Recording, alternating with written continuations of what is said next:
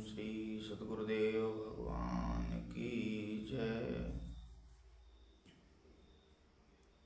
दोस्तों, आज मैं बहुत ही महत्वपूर्ण टॉपिक लेके आया हूँ अपने अध्यात्म जगत का, कि साधक जो होते हैं उनके दिमाग में ये बात तो होती है कि वो अध्यात्म पथ पे चल रहे हैं, लेकिन उनके जो कृत्य हैं वो धार्मिक होते हैं। अब मैं बताता हूँ कैसे वो धार्मिक होते हैं। जैसे मान लो कि क्योंकि अध्यात्म का जो संबंध है ना, वो है मुक्ति। पहले तो मुक्ति से आगे मोक्ष। जब हम मोक्ष की बात करते हैं तब अध्यात्म आता है।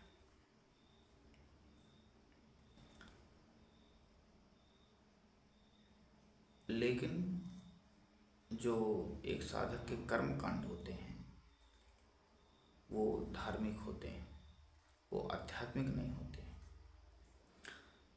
जैसे आप जब सिद्धों की बात करते हैं, सिद्ध महापुरुषों की बात करते हैं, तो आप देखेंगे कि वो सेवा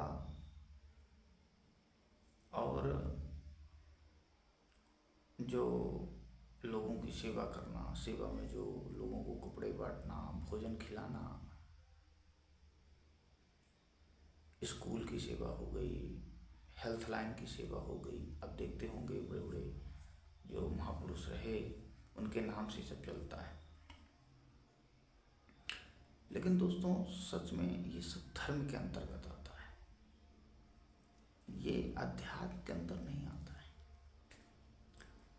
जब आप कोई चीज़ धार्मिक करते हैं तो उससे पुण्य तो उदय होता है, लेकिन आप जो आपके कर्म बंधन है उससे आप मुक्त नहीं होते हो। और जब आप कर्म बंधन से मुक्त नहीं होते हो तो फिर मोक्ष की यात्रा कैसे संभव है? जब आपकी आत्मा कर्म बंधन में फंसी है। जैसे मान लो कि आप खूब दान धर्म करते हो, बहुत पुण्य करते हो, लोगों को भोजन, कपड़े, गरीब लड़कियों की शादी करवाते हो, बच्चों को शिक्षा देते हो, लोगों को स्वास्थ्य का ध्यान रखते हो, तो ये चीज़ें गलत नहीं हैं, लेकिन ये सब धर्म है। इसको करने से आप संसार जगत की सुख सुविधा को, क्योंकि जैसा आप करते हैं प्रकृति वैसे ही आपको देती है रियल, तो आप धार्मिक कहलाएंगे, ना कि आप आध्यात्मिक कहलाएंगे।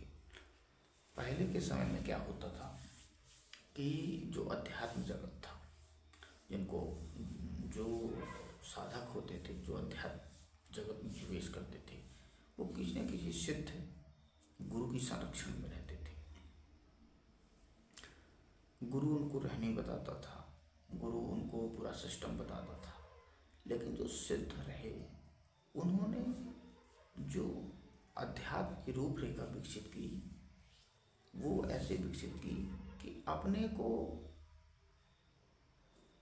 अंदर उतरना है।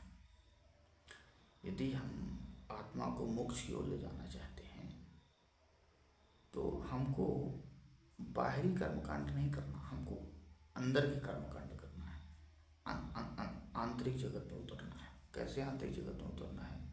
उसी में उन्होंने मंत्र को चैतन्य करने का जो मंत्र जाप देते हैं, मंत्र चैतन्य करने के लिए फिर ध्यान का मार्ग भी बताते हैं, है ना। ये आप चाहे कोई भी, आप चाहे हिंदुओं को देख लो, चाहे मुस्लिम देख लो, चाहे ईसाई देख लो, सिख देख लो, पारसी देख लो, जितने भी ये सब बना दिए गए, देखो परमात्मा एक है। चाहे मुसलमान के लिए हो, चाहे हिंदू के लिए हो, चाहे सिख के लिए हो, चाहे और भी उसके जो भी संप्रदाय और धर्म में संस्थाएं सब बनी है ना, इनसे ये सब चीज़ें। लेकिन जहाँ परमात्मा की बात आती है, वहाँ आप जब तक अंदर नहीं उतरेंगे, जब तक आपका चित्त जो है अंदर नहीं जाएगा, ठीक है, आप अंतर्मुखी नहीं होंगे, तब तक आप आध्यात्मिक जगत में यात्रा नहीं कर सकते हैं। तो पहले के जो सिद्ध होते थे, उनके संरक्षण में जो साधक होते थे, वो सारी रहनी कर्मकांड कैसे क्या है, लेकिन वो अंदर के लिए बताते थे, बाहरी कर्मकांड नहीं बताते थे।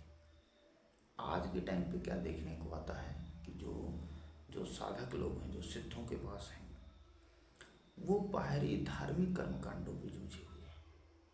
लोगों को लगता है कि हम जैसे लोगों जैसे मान लीजिए कोई आश्रम है, वहाँ साधक लोग रहते हैं, तो गुरुवाणी पे वो 5 से 10% ही चल पा रहे हैं मात्र।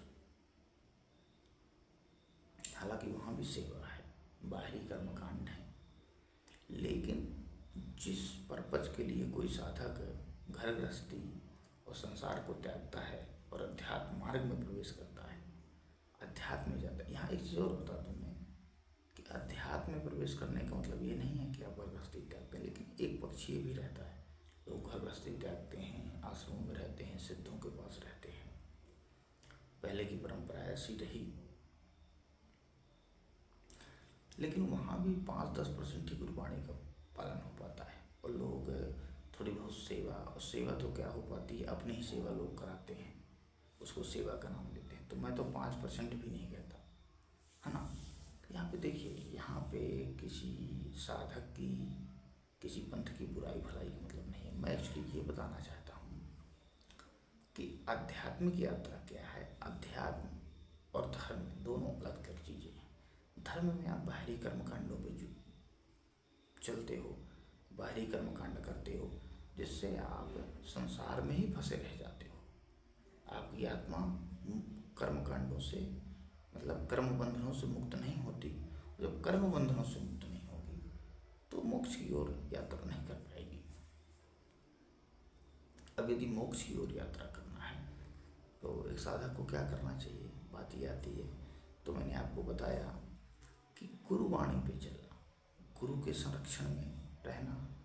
यदि गुरु के संरक्षण में आप नहीं भी हैं, आप कहीं भी हैं, तो यदि गुरु के संरक्षण में गुरुवाणी को फॉलो कर रहे हैं आप, तो आप गुरु के संरक्षण में ही हैं, आप समझो, ठीक है। ये है मूल चीज़। तो मैं आपको बता रहा हूँ कि जो अध्यात्म है, आप सिद्धों को देखिए, वो हमेशा ध्यान और मंत्र जाप, इन्हीं दो चीज़ों पे वो बल देते हैं। अब इन दो चीज़ों पे बल देते हैं तो इसका मतलब ये है कि ये बाहरी चीज़ें नहीं हैं, ये अंदर की चीज़ें। जैसे आप ध्यान लगाएंगे, ध्यान में आपका चित्त पूरा अंतर्मुखी रहता है। आप कहीं भी बैठे रहें, आप लोग नहीं समझ पाएंगे, लेकिन वहीं पे आप यदि रामायण पढ़ेंगे, गीता पढ़ेंगे, है ना, तो ये बाहरी कर्मकांड हो गया। तो ये तो बस वही मतलब कि रट्टू तोता वाला काम हो गया, राइट ना। ये सब चीज़ें होती हैं। तो एक ध्यान हो गया, मंत्र जाप। देखो आप श्वास से पकड़ के लोग मंत्र जाप करते हैं, सिद्ध बताते हैं कैसे मंत्र को चैतन्य करना है। नाम जो नाम दान देते हैं उसको कैसे चैतन्य करना है, ये सब चीज़ें रहती हैं। तो मैं आपको बता रहा हूँ कि जो एक साधक होता है, जो एक साधक होता है, उसको एक तो पूरी तरह गुरुवाणी पे चलना चाहिए। पहले तो गुरु सिद्ध हों, फिर आप गुरुवाणी पे यदि आप चलते हैं, क्योंकि ये ज़रूर है कि गुरुवाणी पे चलना मतलब अपने आप को राग कर देना है। राग करने का मतलब ये नहीं है कि संसार छोड़ देना। राग करने का मतलब ये है कि काम, क्रोध, लोभ, मोह, मद, मत्सर, आशा, तृष्णा, विषय वासना, इन सब पे आपकी पूरी कंट्रोलिंग हो जानी है यदि आप गुरुवाणी पे चलते हैं। जब आप इतना कर लेंगे भाइयों, इन चीज़ों को आप साथ लेंगे, तो आप खुद सिद्ध की ओर, सिद्ध होने की कगार पे चल देंगे। ये है बिल्कुल बेसिक फार्मूला, लेकिन इतने भर से काम नहीं चलता। किसी ईष्ट जो गुरु बताते हैं, तो अपने गुरु को या किसी ईष्ट को पकड़कर मंत्र के द्वारा या ध्यान के द्वारा आपको मंत्र चैतन्य करना पड़ेगा। आपके अंदर जो एनर्जी है उसको चैनलाइज करना पड़ेगा, तब आपकी आत्मा मोक्ष की ओर सफर करेगी, ठीक है। तो उसमें गुरु मदद करते हैं। तो मैं आपको बता रहा था कि एक्चुअली एक तो आपको मैं बताया कि धार्मिक कर्मकांड क्या है और एक आध्यात्मिक कर्मकांड क्या है। आध्यात्मिक कर्मकांड में आता है, जैसे मान लो कि मैं एक साधक हूँ, ठीक है। मैं चाहे घर गृहस्थी में हूँ, चाहे मैं वानप्रस्थ में हूँ, मैं दोनों के लिए बताता हूँ। तो मुझे क्या करना चाहिए? यदि मुझे अध्यात्म की ओर प्रवेश करना है, अध्यात्म में चलना है, तो मेरी मोस्ट ड्यूटी क्या है? देखो, चाहे मैं घर में रहूँ चाहे बाहर रहूँ, मुझे ये तो करना ही है कि कोई आ जाए तो उसको भोजन जितना मेरी क्षमता है, जो मेरी वो है ना, मुझे ज़्यादा लालच मोह में ना फंसते हुए उसकी सेवा करना चाहिए। तो बाहरी चीज़ें हो गई, ठीक है। लेकिन मेरे मेरी आध्यात्मिक डिवाइन ड्यूटी क्या है? मेरी डिवाइन ड्यूटी है कि वो जो कोई व्यक्ति आया है, तो जो जो सिद्धों का ज्ञान है कि इन कर्म कांडों से आत्मा मोक्ष की ओर नहीं चल पाएगी, कर्म बंधन नहीं कट पाएंगे, उसके लिए आपको क्या करना पड़ेगा?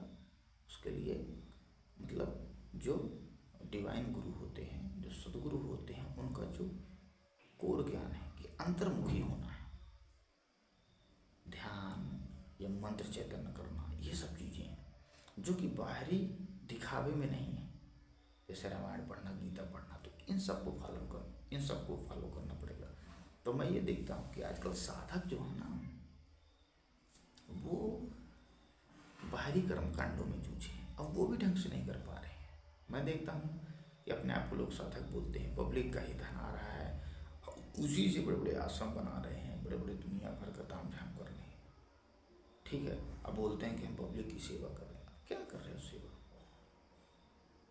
ये सेवा नहीं है। सेवा ये है भाइयों कि पहले तो आप खुद आध्यात्मिक बने, आध्यात्मिक सफर तय करें, उससे अपने आप लोग सेवा करेंगे आपकी, है ना। लेकिन आपको उसमें लालच मोह नहीं होना चाहिए। चाहे कोई मंदिर बनवा दे, चाहे कोई मठ बनवा दे, चाहे खूब आए, ठीक है, तो ताकि आपका कर्म बंधन न बने किसी प्रकार।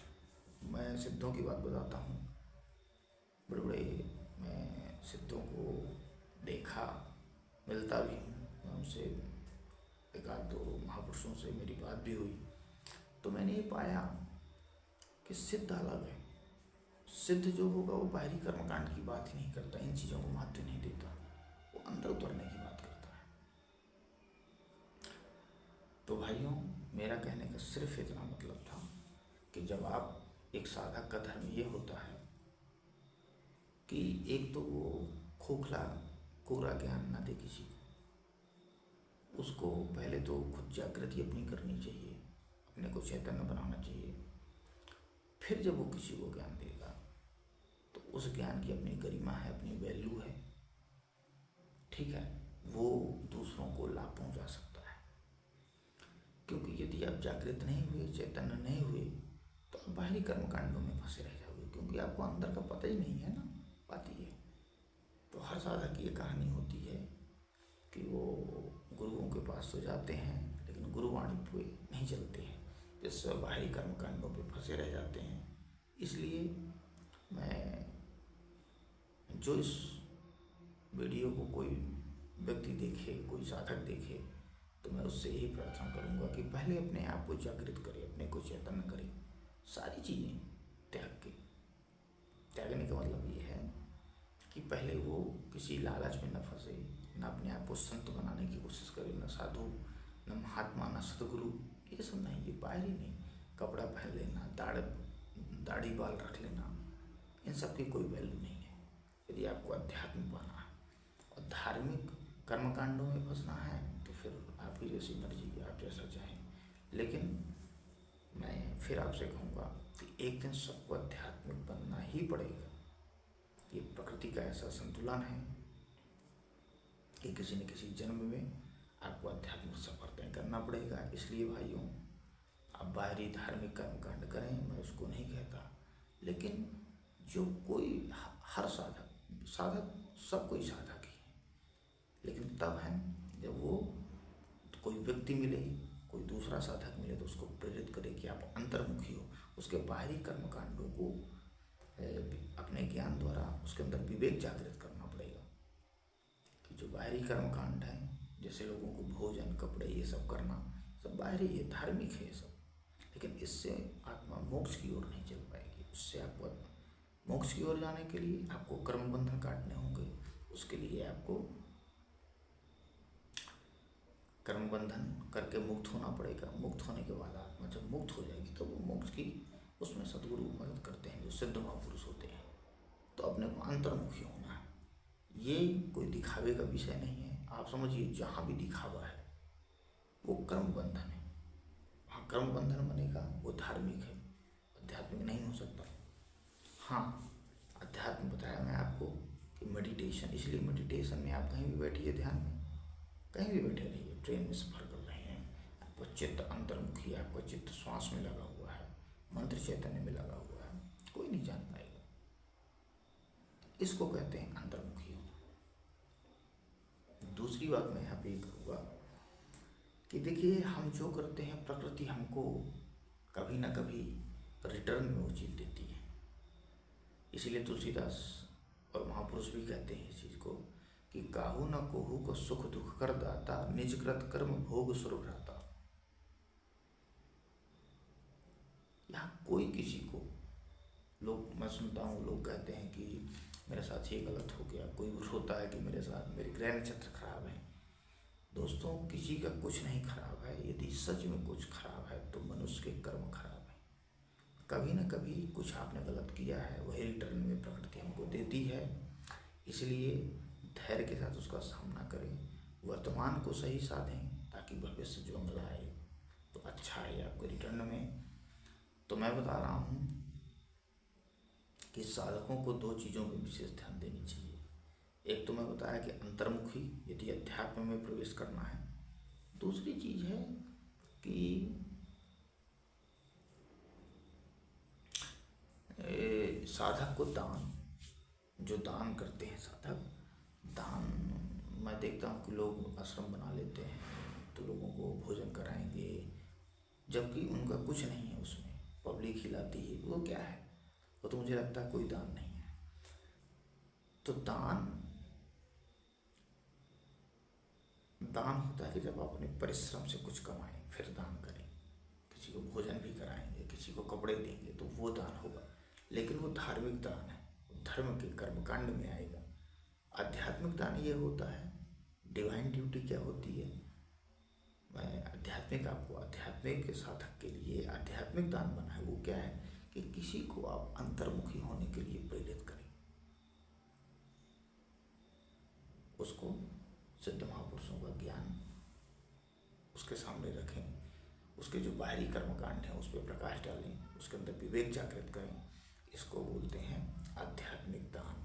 ये जो आध्यात्मिक दान है ये आत्मा के लिए है, और जो आप धार्मिक दान करते हैं वो इस शरीर के लिए है।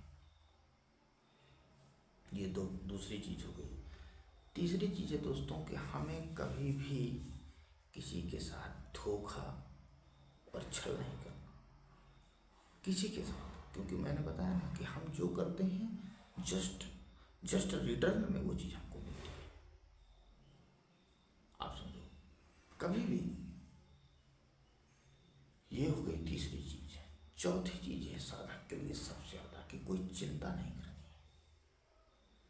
चिंता कब नहीं होती है साधक को? जब कोई इच्छा नहीं करता है। अपनी इच्छा को मार देना है। जैसे मान लीजिए कि आपके पास साइकिल है, एक व्यक्ति है कि गाड़ी से जाता है, वो एक व्यक्ति है कि वो गाड़ी से जाता है सब्जी लेने, लेकिन आप साइकिल से जाते हो। तो आपको मस्त रहना है कि परमात्मा ने मुझे दो पैर दिए हैं, मुझे साइकिल दी है, बहुत है। साइकिल नहीं है, पैदल है, तो पैदल आप सफ़र करिए, उसका अपना अलग आनंद है, लेकिन मस्त रहिए, कोई चिंता की बात नहीं। आप सोचो, आप दूसरों को देख के चलोगे। हाँ, यदि आपके पास कभी ईमानदारी से आप श्रम करके दो पैसे आ रहे हैं आपके पास, आपको परमात्मा ने दिया है, तो आप 4 पैसे में भी जाओ ना सब्जी लेने, उसमें कोई है। लेकिन आपको मोह नहीं होना चाहिए, इच्छा नहीं होनी चाहिए कि नहीं मैं गाड़ी से ही जाऊँगा, तो सामने वाले को देख के आप उसकी नकल करें। नहीं, आपको अपने स्वभाव में जीना है। व्यक्ति तभी चिंता मुक्त हो सकता है जब वो दूसरों को देखना बंद कर दे और इच्छा नहीं होनी चाहिए। तो मैं ये 4 चीज़ें आपको बताया, वो मैं फिर आपको बता देता हूँ कि पहले साधक को अंतर्मुखी होना है। पहला अंतर्मुखी होगा तभी उसकी आध्यात्मिक सफर शुरू होगा। दूसरी चीज़ मैं आपको बताया हूँ कि आपको दान करना है। दान दान में दो चीज़ें आती हैं, एक तो हो गया धार्मिक धर्म, धार्मिक जो कर्मकांड है, ठीक है, वो धर्म जो कर्मकांड, जैसे किसी को भोजन कराना, कपड़े देना, पढ़ाई के लिए करना, वो क्या है, वो धार्मिक कार्य है, उससे आपका कर्म बंधन है। लेकिन यदि आत्मा को मोक्ष की ओर ले जाना है तो आपको आध्यात्मिक दान करना पड़ेगा। वो क्या है, सद्गुरुओं का ज्ञान, लोगों को अंतर्मुख होने के लिए प्रेरित करना, उनको ज्ञान कराना कि एक्चुअली अध्यात्म क्या है, धर्म क्या है। ये हो गई दूसरी बात। तीसरी बात मैं आपको बताया कि किसी के साथ छल कपट धोखा, किसी की चोरी, बिल्कुल ये सब नहीं करना है। क्योंकि यदि आप ये करेंगे तो आपके साथ कल रिटर्न में वो चीज़ आएगी, कभी ना कभी, इस जन्म में आए, अगले जन्म में आए, कभी न कभी प्रकृति देगी। यही तो प्रकृति का संतुलन है। ये तीसरी चीज़ हो गई। चौथी चीज़ आपको बताया कि चिंता नहीं करना, चिंतन करना है। चिंता नहीं करना। चिंतन करेंगे तो चिंता अपने आप हट जाएगी, क्योंकि चिंतन करने से आपकी इच्छा को आप त्यागेंगे, क्योंकि इच्छा ही सब कुछ है भाई। इच्छा ही काया, इच्छा ही माया, इच्छा ही जग उपजाया। कोई इच्छा नहीं करनी है आपको, जो है परमात्मा ने। मैं ये नहीं कहता कि आपको श्रम नहीं करना, आपको सत्य पे चलना है, उसके हिसाब से आपको श्रम करना है। उससे जो आए तो अपना जीवन यापन करना है, बहुत आया तो उसके हिसाब से लोगों को दान धर्म ये सब करना है। लेकिन दान धर्म में प्राथमिकता देना है आध्यात्मिक दान को, ना कि धार्मिक दान को। धार्मिक दान कर्म बंधन तैयार करता है, ठीक है। तो ओरिजिनल साधक वही होता है जो सत्य पे चलते हुए श्रम करता है और कमाता है। तो यदि कोई व्यक्ति सत्य पे चलेगा, श्रम करेगा, तो इतना ज़्यादा वो मतलब रिच नहीं हो सकता, है ना। लेकिन इतना ये ज़रूर है कि उसको जीवन यापन के लिए, जैसे एक तुलसीदास जी कहते हैं कि साईं इतना दीजिए जामे कुटुंब समाए, मैं भी भूखा ना रहूं, साधु भी भूखा ना जाए। तो ये वाली ये सिस्टम है दोस्तों। तो मैं ये चार चीज़ें आपको बता दिया, है ना। इस पर विचार करें, ये बहुत इम्पोर्टेंट चीज़ है। अपने को आध्यात्मिक बनना है, ना कि धार्मिक। हर कर्म पे अपने को अलर्ट रहना है कि कोई मेरे को कर्म बंधन तैयार नहीं कर रहा, इसका विशेष ध्यान देना है। तो आज के मैं अभी इस पे और बात करूँगा थोड़ा सा, आज इतना मैंने बात करी, तो इसी के साथ है मैं अपनी बात को यहाँ पे समाप्त करूँगा। बोलिए श्री सद्गुरुदेव भगवान।